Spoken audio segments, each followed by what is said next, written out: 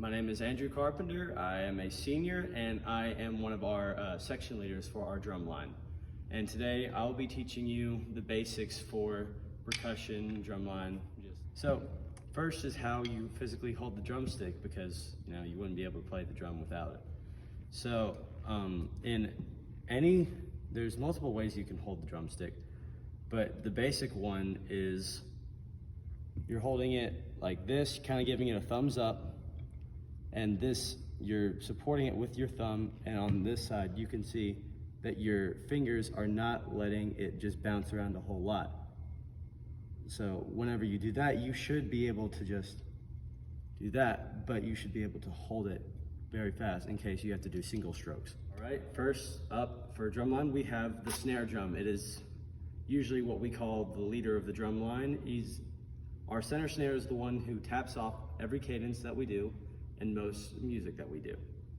So basically what you do is you stand in front of the drum, and using the same thing that I just told you about on how to hold the stick, you bring it up, and it has a nice loud kind of just cracking sound, and you can,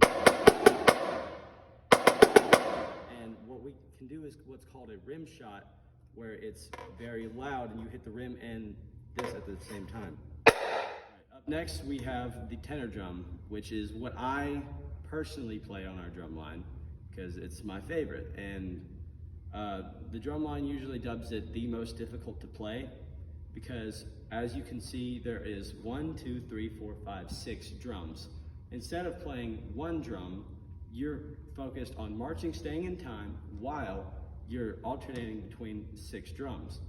And the music that you have will have what drums you need to play at certain times. The basics for the tenor drum include walking down the drum,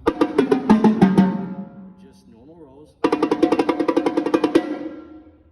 and then we get into sweeps, which are cool little effects that you can do in a show. So it'd be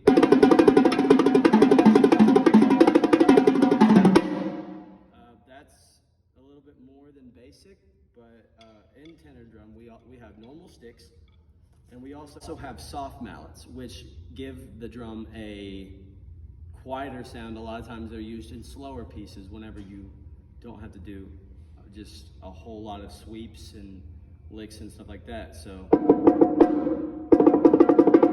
they are a little bit easier to roll with as they bounce better,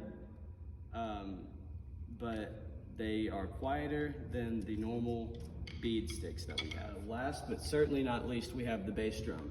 The bass drum is what we call the heartbeat of the drum line, because without it, the snares and the tenor drums would not be able to keep time. Now, I only have one bass drum here right now, but usually you have about 4 or 5, and each one is held by one person, so it's one person per bass drum. So we have the bass line, which is consisting of 5 people, or 4, depending on the size of your band. But it's usually a minimum of 4, and as you notice, the bass drum is not flat like the other drums, it's standing up. So you have to play with your arms on the sides.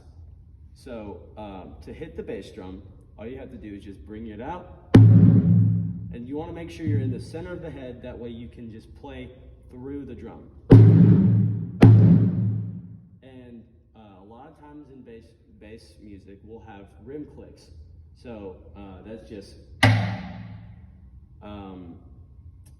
so those are the 2 basic things of bass drum. So it's just hit, click. And I mean, you can just do a basic beat with just that.